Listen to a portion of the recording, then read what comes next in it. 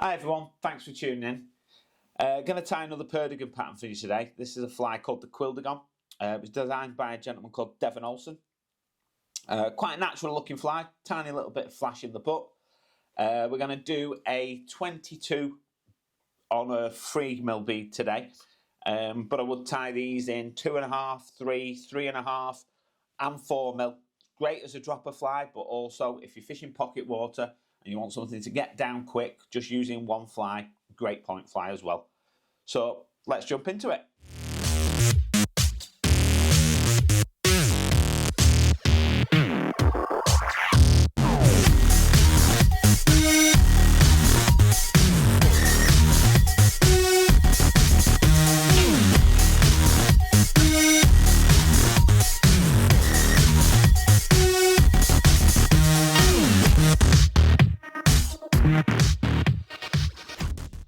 So in the vise we've got a size 22 and a 3mm copper Jig Off bead.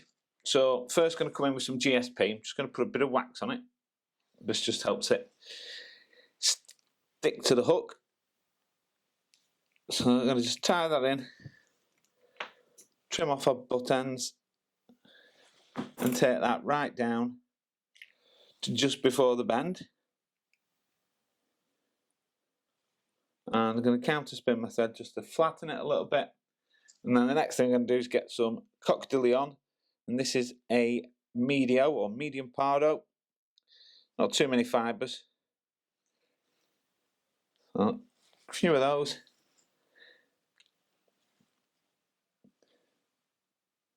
And about a shank length. And tie them in right on top. So they're a little long, so I'm just going to grab it, just pull them down to the length I require. So I like these quite, quite short. So probably under a shank length, to be honest. And trim off our butts. So the next thing I'm going to do is get some Mirage tinsel. So this is the small.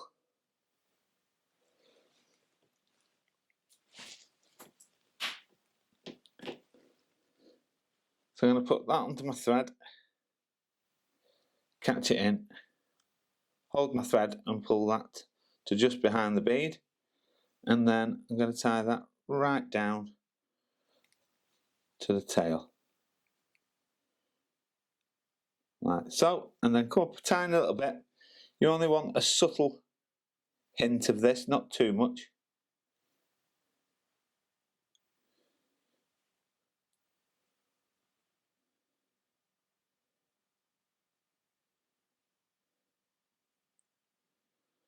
Back that off a little bit, catch that in, and then I'm going to tie this all the way down or up to the bead. So that's just going to give us a nice smooth body.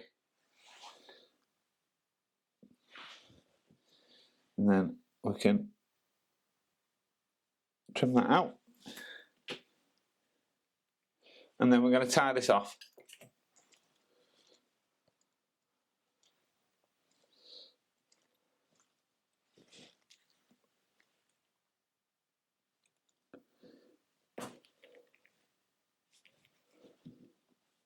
So cut that out, and then the next thing I'm going to do is come in with some UTC 70 in olive.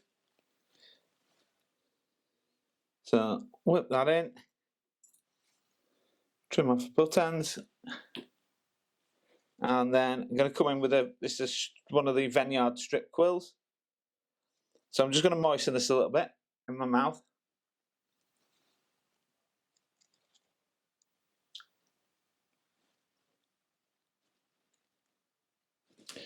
So you want to moisten these so they don't crack as you're turning them. To counter spin a thread to flatten it just helps it tie in a little bit better, and I'm tying this in right behind the bead again just to help us create that slim body.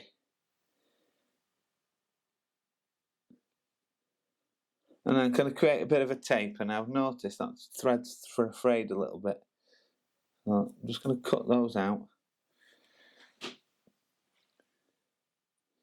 So just a slight taper. Want this to be quite slim, really.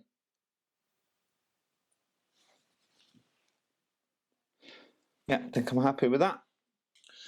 So I'm going to get a hackle plier. And then I'm just going to be really careful with my first turn, not to snap this. And then I'm just going to do slightly overlapping turns as we come up the shank.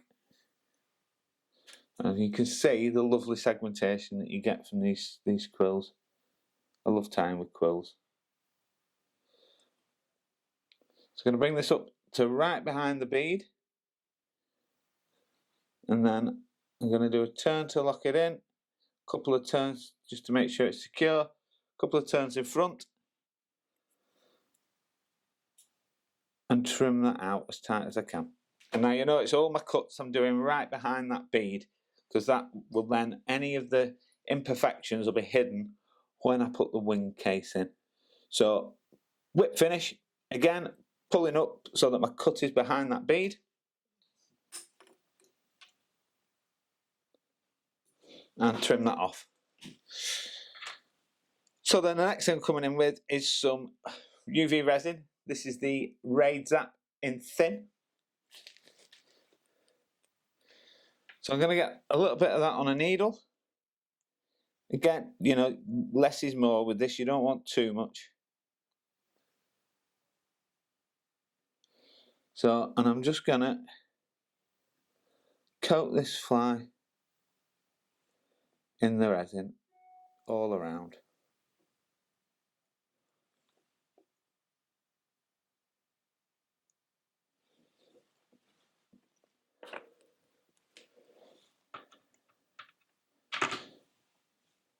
And just make sure that's all nicely coated. Yeah, happy with that. So then I'm going to zap it, cure it.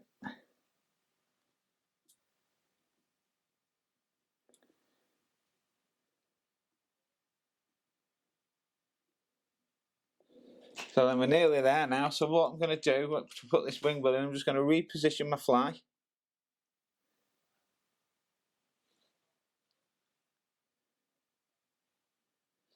Like that. And I'm going to get some black UV. And you want your gun, your torch right at the ready here, because this stuff, if you leave it on too long, it'll just flow down. So I'm going to put just a smidge behind that bead. Like so. I'm going to turn my fly and I'm going to cure it straight away.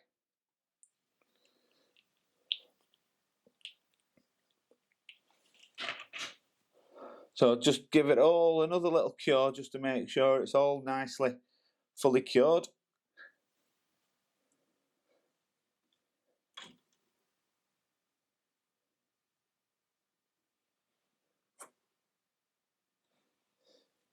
Like so. And then straighten that up so you can see it nicely. So that's the finished fly. You know, as I say, this has been really successful this year. Well, for the last probably 3 or 4 years since I've been tying it, if I'm honest. It's one of my go-tos. It can be done in a variety of different sizes, all your different bead sizes. And yeah, just if you want something a little bit more natural, just with a tiny little bit of flash, then this is the perfect fly. So give it a go. Thanks for watching. Please do give me a like and subscribe. And thanks for all the support. See you next time.